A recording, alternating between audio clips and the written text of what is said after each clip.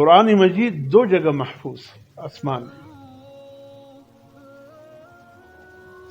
دو جگہ اللہ نے قرآن کو محفوظ بنا کر رکھا ہے.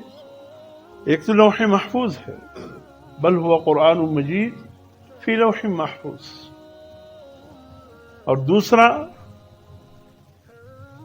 حضرت اسرافیل علیہ السلام کی پیشانی، اس کے پیشانی پر پورا قرآن واضح لکھا ہوا ہے، الف لام سے والناس. جس فرشتے کی پیشانی کی یہ کیفیت ہو وہ فرشتہ کتنا بڑا ہو. یہ سور اسرافیل کیا ہے؟ سور اسرافیل کیا ہے؟ سور ہے تو بظاہر ایک سینگ کی شکل کا. حضور صلی اللہ علیہ وسلم فرماتے ہیں حضرت اسرافیل علیہ السلام جب سے پیدا کیے گئے ہیں، آپ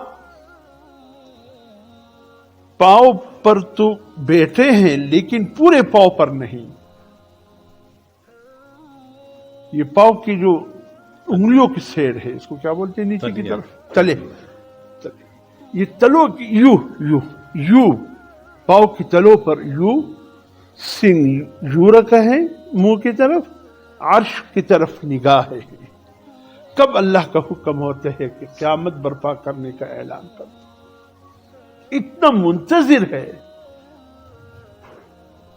کہ وہ اس انتظار میں ہے کہ اب حکم ہوا تب حکم ہوا، بس کوئی کام نہیں. سور منہ میں لے کر تلوں پر بیٹھے ہیں، اور آپ کی ایڑیاں زمین سے اوپر ہے، آسمان سے، یعنی ایڑی بھی نیچے نہیں ہے. جس طرح ایک انسان اٹھتا ہے، کوئی ضروری بات یاد آ جاتی ہے کہنے کے لیے، تو تلوں پر ذرا دیر ہاتھ یوں ہے زور لگا کر وہ بات کر کے بس اٹھ جاتا ہے.